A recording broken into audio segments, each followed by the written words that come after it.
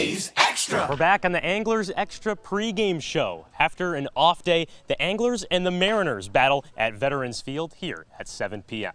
I'm Joe Puccio here for the Manager Show, as always, with Chatham manager Tom Holliday. Tom, big-time win for you guys on the 4th of July. Yeah, we needed a win, period. You know, it was one of those, you worry, you're going to lose hope and you lose your players. And, the one thing funny about this whole deal is, and it even, changed my perspective a little bit.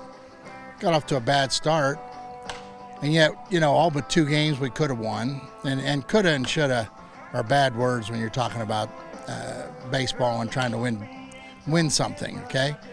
But, you look up and you're 3 points from being in the playoffs. And in the playoffs, anything can happen. Everybody knows that.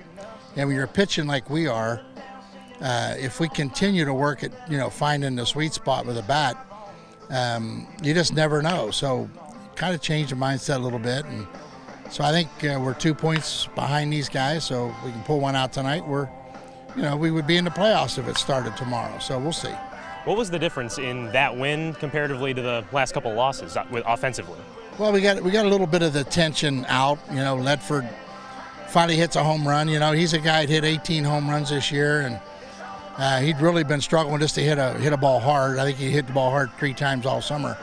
He hits a home run, and then all of a sudden, you see the little bit of camaraderie, in the dugout, guys pulling for him.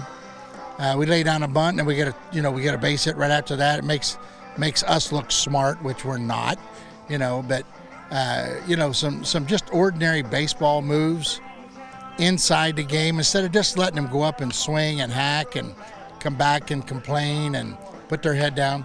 So we changed the focus just a little bit about playing the game and forget about, this 2 for 25 guys. They're all better than that. None of our guys are what their batting average is right now. They're all better than that. So quit looking behind you, look forward. How much did the rally duck influence the offense in the 4th of July? I don't even know what you're talking about, a rally duck. I don't know what you're talking about. Some of the players have a plush duck on top of the dugout now, and you guys are 1-0 with the duck on the. I'm just saying. You ought to know me by now. I think I've met you 4 weeks ago. You ought to know by now that if that duck had anything to do with that game, I'll eat that duck after the game tonight. Well, someone that should be helping out the offense over the next couple of games, Rusty Greer. Today is his first day here in Chatham. What's his impact been like early on? No impact yet. I mean, he doesn't want to be impact. He wants to observe, watch him, see if he can, see something that needs fixed.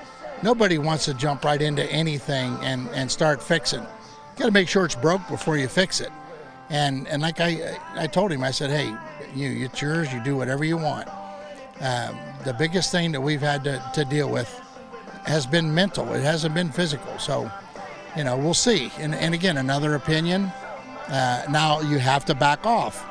When you bring another voice in, you have to back off because too many voices just creates confusion. So it'll be fun adapting to him, and we'll see. I mean, Rusty's a great guy and played in the big leagues. He knows where they want to go, and right now a lot of them are they're questioning their future. So maybe they can get something from him. One last question before we go. You mentioned the playoff points and the standings early on in this interview. When did you start looking at the playoff picture? Was that after last game, at the start of the month? When did you start looking at the playoff picture? I started looking at it when I was talking to Wiss the other night after a game. I said, I hate to say this, but kids can accept losing, and I'm anti that. I'm a terrible loser. I have been my whole life, and I said, I really don't like people that are losers. And he's like, well, wait a minute. We're only 3 points from being in the playoffs. And I was just sitting there thinking, okay. So we're talking about that term. And are we letting them learn how to lose and beating each other up? That's what coaches do, if they care. If they don't care, they always blame the umpires. They always blame something else.